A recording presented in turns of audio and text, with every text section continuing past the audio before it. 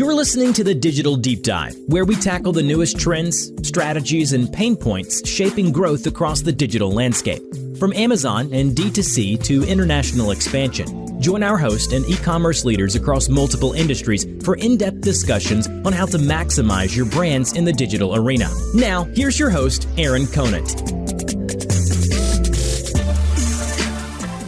Well, hello, everybody, and welcome back to Digital Deep Dive Podcast. I'm your host, Aaron Conant, and today we've got Chris Perry back, one of my favorite people in the space. He's been on before a bunch of times.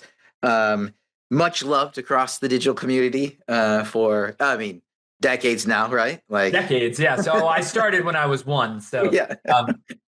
Were you born in the late 1900s, as my kids? Yes, I was. So it feels like that, honestly. Sometimes when I've done training programs and then somebody's like, oh, I thought that analogy used was so funny, but like, could you use like a more modern one? And I'm like, well, what do you mean? And they're like, well, Lord of the Rings. And you're like, that was old? And I'm like, well, I guess it is. Old. Star Wars is old. Like the old one is old. I guess, either one. I'm happy to be aged, or, I would say ageless, ageless. Like a fine wine or a fine cheese, Chris. Exactly. I'm using, anti-aging or pro-aging creams. And so, Chris, we should talk about AI today. Yes. And we were chatting a little bit before this, and I was like, we should stop the conversation and just hit record because there is a lot of chatter around AI. I've done a lot of events over the past year on AI, and this is like AI in the video generation or AI helping you write copy or AI. And the people want to know holistically what's going on and how's it going to affect their jobs. And I don't know if this is the path we want to go down, but What are you hearing right now? Because that's kind of what I want to share with the community as well. And we can kind of go down that rabbit hole. Does that sound good? That sounds awesome. No, and I'm excited to be back. And like I said, I think this is a topic that Oscar and I at First Mover have a lot of passion for.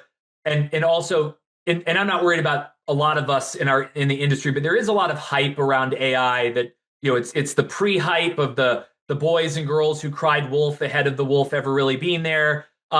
There's a lot of hype around the capabilities and it's the high level transformation, right? But and it's not to focus on a negative thing, but to be fair, there is a lot of high level hype, but also I would say less positive forecasting for what that means for work and for people. And so I have a lot of heart for the people, right? Because at the end of the day, and because we do a lot of upskilling, we're helping real people with not theory, but practitioner-based strategy, tactics, how to apply fundamentals all the way to like more advanced things. And so for us as AI is becoming part of these trainings and advisory projects and just discussions and content we put together, we realize there really needs to be like both an org discussion, but also a career discussion for people so that they understand just how real the impact is going to be. Now, we could be totally wrong, and it's not a doomsday prepping thing, but like I'd rather be wrong because a lot less people were impacted and you thought ahead, and almost like that traditional career book series that I loved going back a long time ago is, the What Color is Your Parachute? Did you check that you have a parachute? Did you know what color it was if it was to come out? Maybe it never has to come out, but I want to make sure you know. And to be fair, Oscar and I were joking about, I don't even want you to have a parachute. I want you to have a jetpack. What color is your jetpack? Right? What color is the smoke stream from your jetpack? Because I don't want you to fall. I want you to fly. But the reality is AI obviously is already impacting our personal productivity, our daily productivity, again, depending on what CPGs and retailers and vendors, what tools they allow you to use internally. Obviously, there's some limitations on what you can do and with what tools.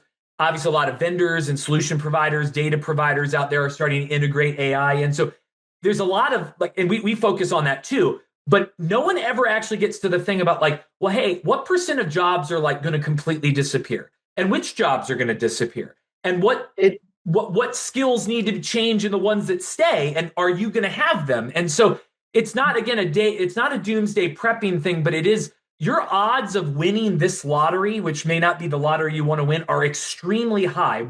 Way better than Powerball or Mega Millions, right? So the reality is I don't want anyone to be dinosaurs, decades or centuries old here, and that classic cartoon of like the two dinosaurs on the island when Noah's Ark is going off. They said, that was today. I don't want you to miss it, because you and I and many of us have been in e-commerce for 15 to 20 years now.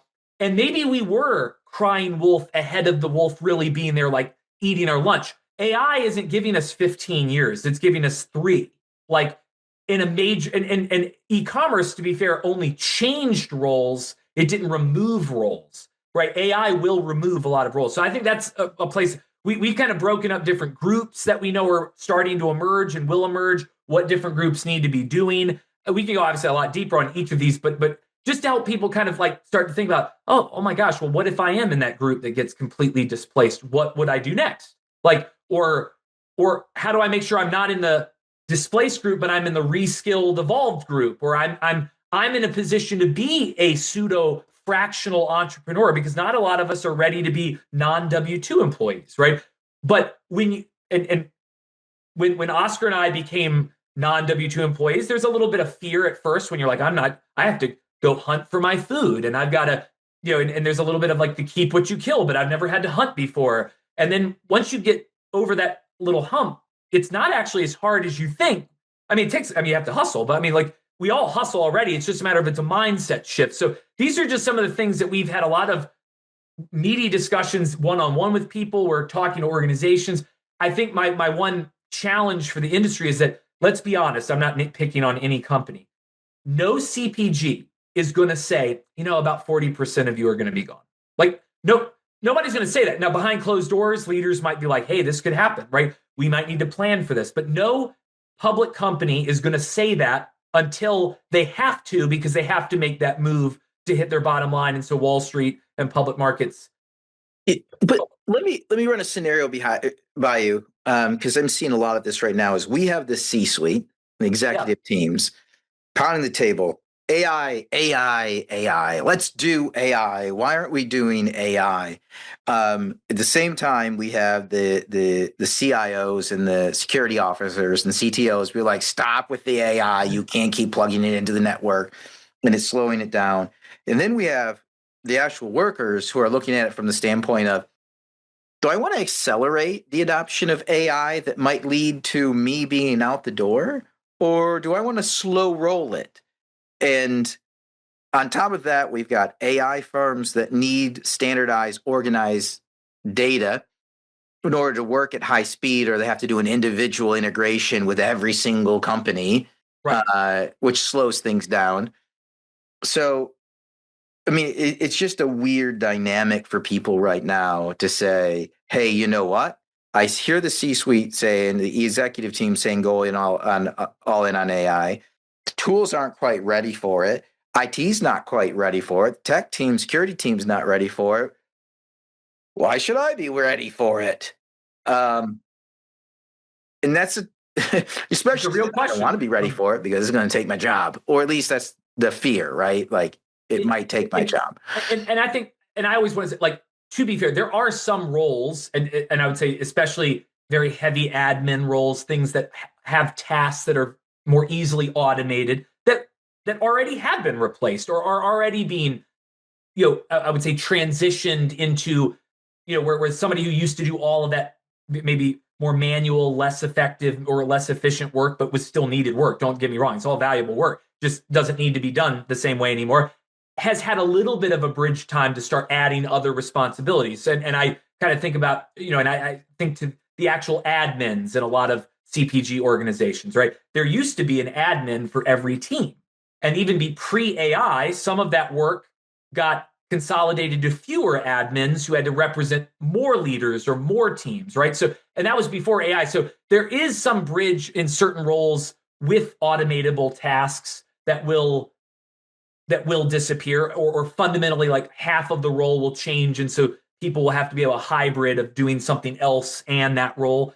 But it's not, as I've seen, and I appreciate, it's a pro-human opportunity, right? It's AI plus human equals Super Mario, right? Like or Mario plus mushroom or plus fire flower equals fire Mario, right? That the idea is 1 + 1 can equal 3. It's not to totally remove all jobs, but this isn't one of those things where we have 15 years to go like, well, I'll get to ecom after COVID forces me to. And even then I'll wait a few more years before I actually worry about whether that's impacting my real JBP or my real go-to-market strategy when it already is. I'll just let the ecom team do it until maybe they get reintegrated in and suddenly it's on me. So from an ecom, we've already seen this, but we had more time. AI is already playing a huge role. So if you don't figure out how AI can help you so that you're ready when it becomes a bigger part and the tools are truly available, you're going to be so far behind. Because I don't want to oversimplify, but if you don't even know how to effectively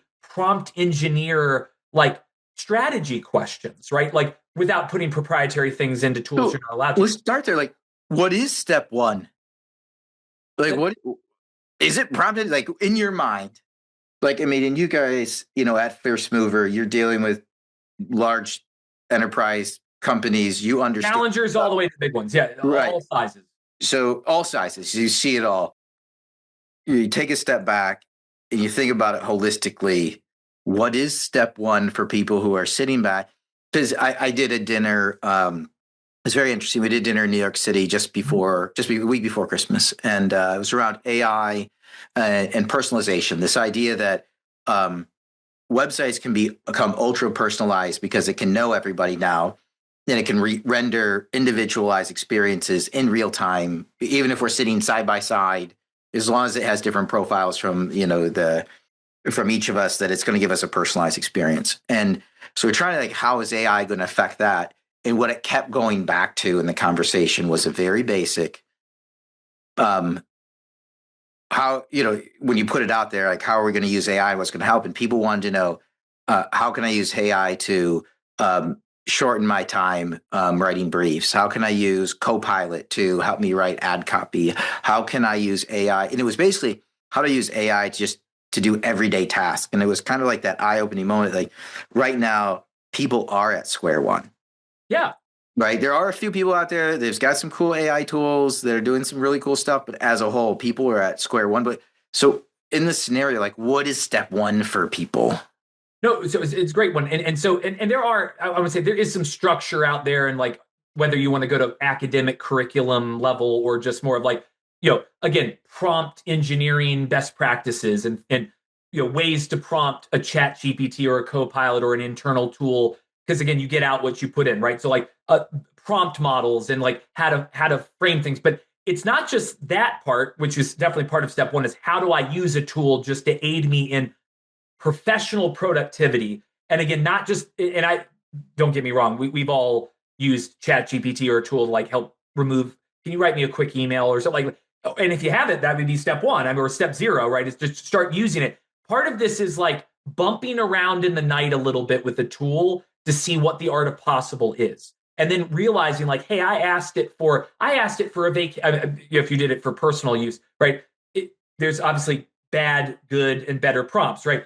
Write me a vacation itinerary. And then it gives you an itinerary and you're like, well, I don't want to go there. I don't want to go to Aruba. Well, you didn't say you wanted to go anywhere. You just said, give me a vacation. So obviously you start having to put in almost like the current events projects we probably did in social studies back in the day. So who, what, where, when, why, right? You got to put in all the different pieces, but you got to start practicing and seeing, almost fast failing, right? I did this and I didn't get the output I wanted. Don't then go, oh, the tool stinks, I can't help me. No, you stink because you don't know how to use it, right? Not permanently stink, right? But now go and keep iterating, right? Like the cool thing is, what failure is it? Like it's no one else is, unless you submit the work, no one saw the work yet. So the point is, it's to start playing with the tools. It's the same, like, honestly, I always equate it to like, there are a lot of people that still don't really understand, even leaders now, 15, 20 years into e-commerce, who don't really know how to do a digital shelf manual audit. And part of it is that they just haven't done it yet. Like it's a little bit of like, well, do you know how to do an in-store audit? Well, yeah. Why? Well, because I've done it before. I know what to look for. Oh, so if I just spirit walk the digital shelf a little bit, I'm going to go, oh, why is that happening that way? Well, the first time you may not have the answer, so you'll ask somebody who knows, your e-com person or your digital shelf person or your retailer. Then they'll answer it and you go, I'll never need to ask that question again because I know now. It was a dumb question or it was a really smart one and I found a gap or an opportunity. So part of this is step one or step zero, the zero moment of truth here, if we want to Googleize this a little bit, is just to start orienting yourself. Do anything. Just do anything, right? Yeah, you're right. I don't even know if it is step one. Listen, even if it doesn't even, I totally agree. As you're going through this, I'm just going through my own like personal experiences. Don't even start with work. Start with ChatGPT. Don't even get the paid for version yet, and go in there and plan a vacation, even if it's a fake vacation, even if it's fake, and you'll realize because now I actually use it for that, right? Like we're taking the family out to Yosemite, and I'll say, hey, I'm going out there. Here's the ages of my kids. Here's the time frame. Here's the time of year. Here's what I want to see. Moderate hiking, right? Like not super, super fast pace. And the more I gave it, but that again is like the fifth vacation I've planned, and I keep getting better and better and better at it. And it gets better as it learns me. But maybe that's just step one. And then you realize, wait, maybe that's step zero.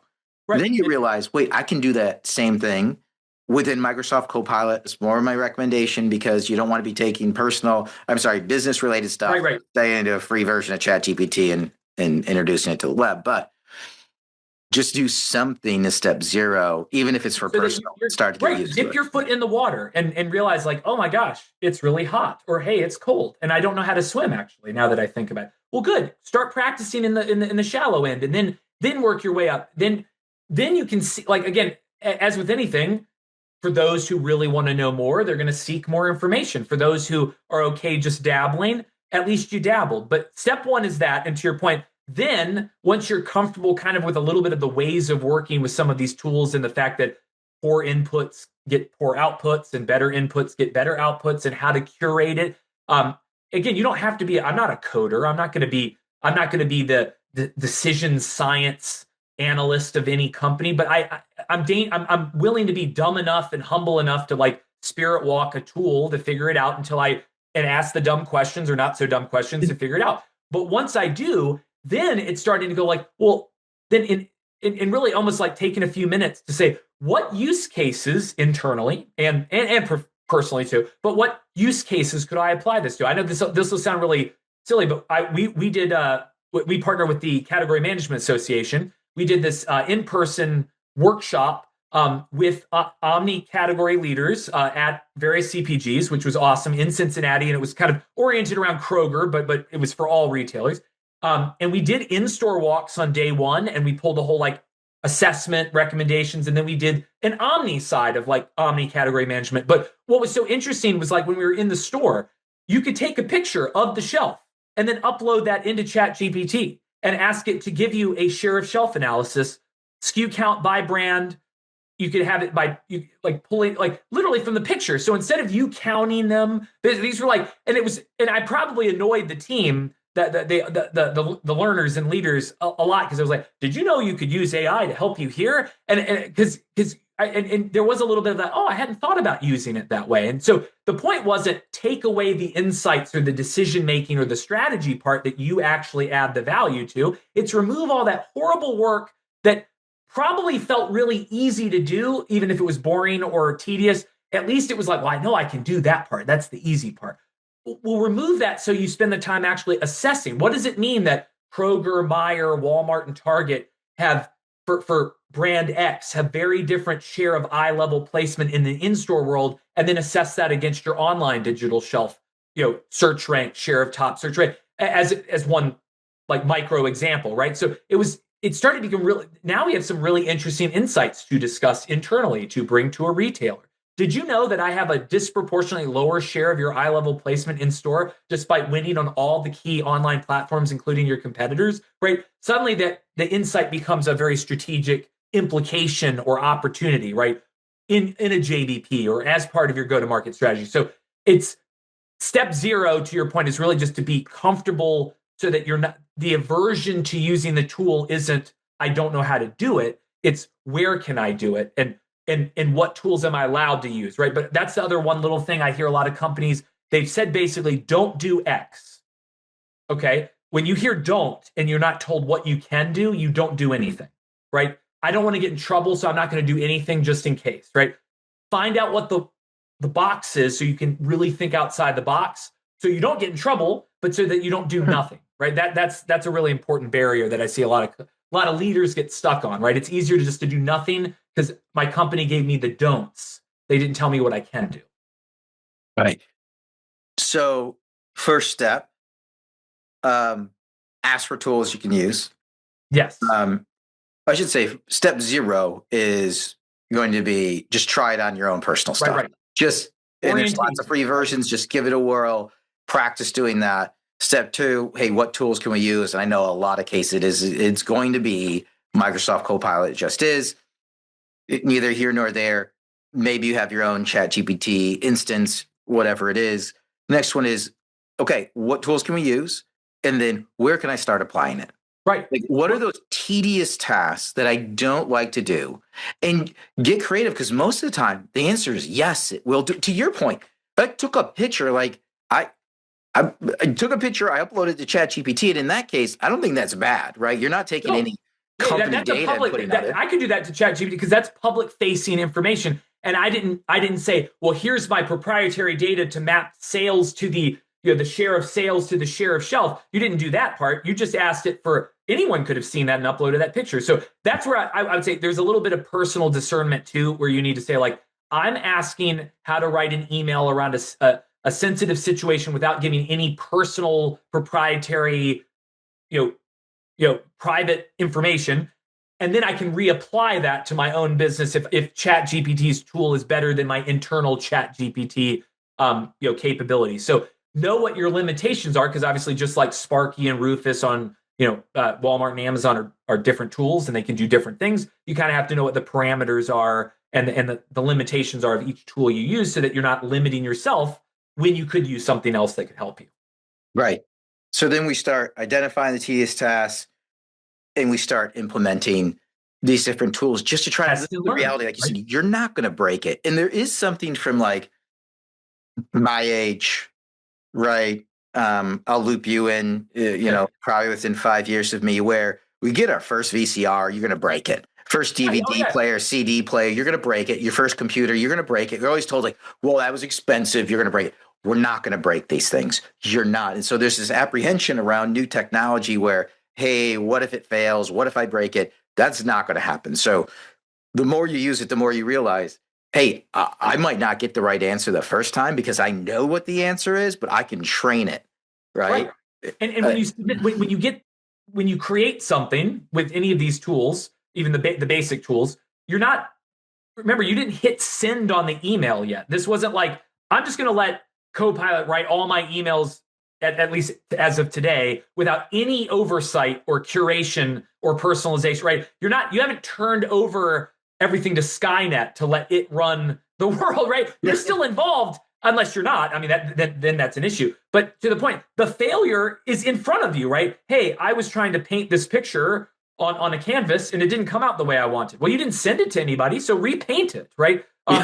And in a matter of seconds, right? So to your point, there is apprehension because we're trained not to be allowed to fail. Even though everyone says fail fast and test and learn, no one is allowed to test, fail, and then learn and then do it again.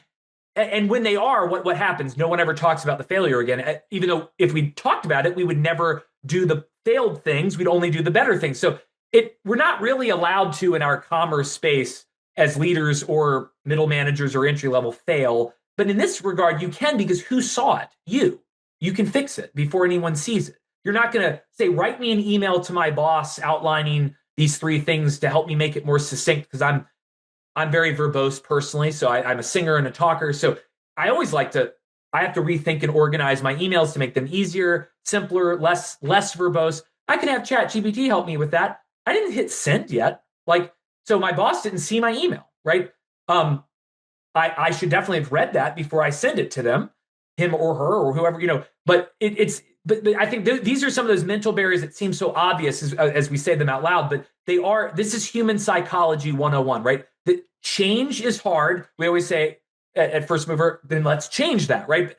Get over the hump. It's not as scary as you think, especially this, because no one has seen the failure yet until you present it to them. And I can tell you just from how many people I talk to, I try to have 1,000 brand conversations every year. We do hundreds of events. Yeah. The pulse that I'm getting like right now is The only people who are behind, and they're barely behind, right? Again, we're saying just trying things out is step 0. Right. Are the people who aren't doing anything.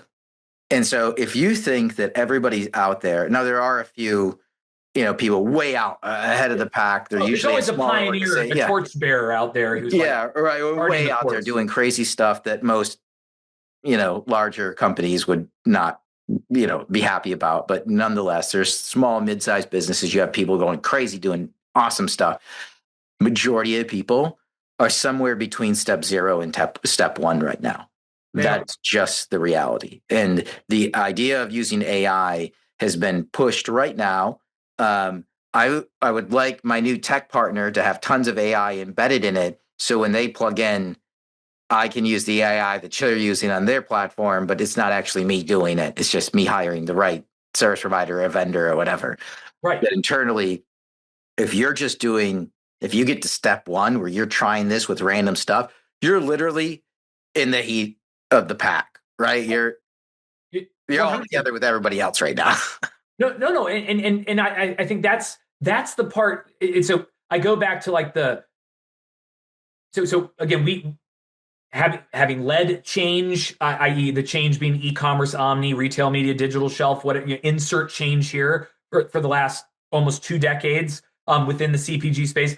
Change is hard. There's a change curve. Every change that's ever happened, even mass retail was a change at one point from fragmented regional or mom and pop. So everything has been a change. It was a little bit of a longer cycle. Whenever you get to a change, they're the people that adopt it, the first movers, then there are the early adopters, then there are the late adopters, then there are the laggards, right? There's always somebody, everyone's on the curve and most people are in the middle. But I go back to most of us in life are not the people that would sleep outside of the Apple store for the next iPhone when they could get it the next day and not have to have slept outside, right? Most people aren't, and that's okay.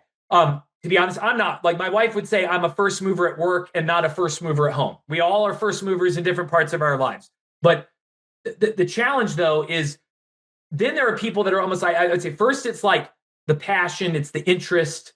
Then it's the fear part, right? The fear of missing out or the fear I'm going to be left behind. I want to light that fire under people, not to scare them, but because if you don't force yourself to move from 2-0 or from 0 to 1 or 1 to 2, and these steps kind of we're arbitrarily talking about, where you will be left behind. And because the percentages of within these groups, so just as putting real numbers, there are about 3 million white collar workers in CPG today within North America.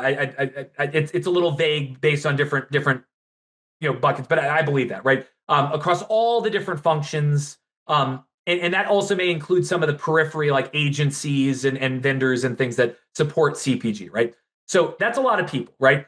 So when you think, something could happen to a lot of us, but it may not happen to me. Well, to be fair, about 8 to 12% of that group, that's 250 plus thousand people, are going to be completely displaced by a lot of the tasks. And this is from lots of different, this isn't our made up forecast, right? These are the average of the impact from, the Deloittes and the McKinseys and the Bains and all these, different estimates, right? Because of the nature of the work being automated and a lot of new tools coming in and things like that. About 50% of this group will remain only if they've reskilled themselves and evolved and at least moved to level 1, step 1, if not ideally level 2 or 3. Then there will be a group of people, and this could be about 12 to 18% of the people that will become fractional or hybrid, right? And this is the idea that you're still extremely valuable for what you're doing, and actually maybe be able to personally gain more from working across 3 different CPGs, or as an agency, as a contractor for one agency, but you also work part-time. Not like in any I would say less transparent way. You'd be a fractional, right? A fractional CMO, a fractional digital shelf specialist, a fractional retail media strategist. You name it, right? But that requires that. That's upwards of 500,000 people who aren't necessarily working for themselves right now or working as an independent contractor. That's a different mindset when you have been a W-2 employee for a while. There will be new people that come in and new type, that are truly AI native roles or AI native talent. You might be that person too, if you can learn those skills. And then there will be, I always say, that, like just like with any org change or people, like companies wait for some of the people that are going to retire early or give packages to. There are going to be what I call the transitioned, folks who maybe choose to leave. Right? Hey, I have a family business I've always wanted to join, or I'm not making light of it. I want to become a yoga instructor, right? Or you know what, something. There's no shame in any one of those things. I want to retire early, or but that requires a different financial stability and a different plan, right? But those 5 groups, right? Displaced, reskilled, fractional, AI native, transitioned, for lack of better terms for these, those are real groups with significant hundreds of thousands of people in them. The vast majority of them are not, I'm still doing status quo the way I've always done it. I kind of hid and I hid in this nook and cranny in my company. I made it through and I made it through unscathed, and I'm still here without having to do anything differently. We're all going to have to change. So the reality is not all of us have to change 180 degrees, right? But we do need to make sure we've changed 90 degrees so that we're ready to use AI in some of just those basic things. I assessed my roles and responsibilities. I looked at where the most time is being spent. I looked at I broke it down into individual tasks. Could I save time and be more effective doing this, and then arguably allow me to add even more value? This isn't about you saying, Aaron, this isn't about you saying, actually in my role, at DWG Connect, they don't even need to pay me anymore. Like you're not doing this assessment so that you can work yourself out of a job. You're actually trying to make sure that you're being more effective, because then someone else isn't coming along and saying, well, Aaron actually just sends emails all day. I'm just being silly. 50% of his time is sending emails that are literally a carbon copy of one another. We could automate that and we don't need to pay him as much or even employ him anymore. Right? Don't leave someone else who's going to make swath decisions without the human part included in it to make that decision for you. I always like to be so good they can't ignore you, right? Be indispensable because you've figured out how to add immense value using tools so that you are 1 + 1 = 3, right? And I think that's not theoretical, it's real. And that starts with, am I oriented to the tools available to me? And do I know what the parameters and restrictions are for the ones I can use for proprietary stuff? Have I done my, almost like the Eisenhower, urgent and important roles and responsibilities? Where are the elements, the links in the chain? Are there tools that could help that I have access to? Are there new tools out there that could save the company money? So then you start becoming a real strategist at whatever level you are, because you're helping the company and yourself at the same time. So there's always that little bit of self-preservation, but if you do this appropriately, you don't have to self-preserve, because you are doing that in parallel, but it's not just to save my own bum. I'm actually saving everyone's bum. And I also look really valuable at the same time, right? I think the coolest part is all of these first steps are all completely doable. And I see without any help. I mean, right. To be fair, we provide, I mean, again, and really quick, give us the quick rundown, because I see we're coming to time here, but the how and the why people reach out to you and Oscar at First Mover. You guys are doing awesome stuff here. We've been longtime friends. Like the how and why would people reach out to you? So obviously you can reach out to us and like tactically in many ways. You can email us at hello@firstmover, or Chris at firstmover, or Oscar at firstmover. You can connect with us. Don't be a stranger. Be our BFFs on LinkedIn. Connect with us. You can go to our website, firstmovr.com. And honestly, almost everything that we do publicly is free and available. We put on a lot of events, partner on a lot of events. We are content people first and foremost. So we are very much sharing lots of real, from the trenches, from the leadership roles ourselves, working with them, free education on AI, on e-commerce, on retail media, on digital shelf. We've got tons of free events and pieces of content you can engage. We promote other amazing content out there that and try to house that wherever we can. But if we can help you with individual upskilling, organizational upskilling, we're doing a lot. AI increasingly is its own topic of how do I understand AI for commerce, for an organization, but then also AI embedded in a lot of the trainings and advisory projects that we do around digital shelf processes, right? Or digital shelf routines, and how can I use AI? How is AI starting to impact retail media? How can it help your JBP planning process? If not using the tool to assess, am I missing one of the strategic pillars that my retailer would care about right now? Or to do an assessment of your retailer and getting a different POV because maybe you missed something that would be like an indirect or unspoken implication of what they're going to care about in the next year. I mean, there's so many cool things you can do, but we do a lot of that, especially with an AI, but we can also just help you. Sometimes it's having a fellow friend, a fellow first mover, just go like, hey, have you just done this simple thing? And you'd be like, oh my gosh, I'm so dumb. And you're like, no, you're not dumb. Yeah. You're busy. A lot of times it's just conversations. That's where I was having some, conversations earlier today. And that's like one of the number one things that people are saying is you just have to have a conversation with other people on it. You can't stay in your own little node. You can't stay isolated. Get out there, have conversations, set up time, build your network, and set up, nonstop connections with new people and current people that are leading the way. And I'm not worried about any of you out there listening or watching. I would just say, we see, and everyone has an ego and everybody has a personality, and you should preserve the positive ego and the positive personality. But literally be humble. Like, you don't know what you don't know. I don't know what I don't know. People say, oh, Chris, you're such an expert. Really? On what? Like, oh, on this. Well, until tomorrow when it changes, right? So my point is, come in with that very healthy, as Jim Collins says in Good to Great, the awesome book, it's that productive paranoia, right? Always intellectual curiosity. Go in with humility. It's not that you're saying, well, I don't know anything. You know a lot, right? But go in, though, like you don't know anything, and then ask the questions that someone who doesn't know anything would ask so that you suddenly know it and you can train others. And I think we always say, too, because we get a lot of experts who are part of the organization, and whether you're an e-com expert or an Amazon expert or whatever, there's sometimes they check out. They're like, oh, I know this fundamental stuff. And you're like, yeah, but, Yoda is an expert Jedi master because he can teach other Jedi Knights how to become Jedi masters, right? So just because you're a Jedi Knight and you know how to use the Force doesn't mean you can teach other future Jedi to use the Force. So if you're really an expert in something, you can teach someone else something, right? So, but that should be all of our kind of that fear and inspiration, and we shouldn't be forced into this. We should choose a path where we are the ones who can help others be valuable and maintain their roles, because this is very much a pro-human discussion, right? This isn't anti-AI and this isn't anti-human. It's pro-human. I think it's like the Dove pro-beauty thing we were talking about earlier.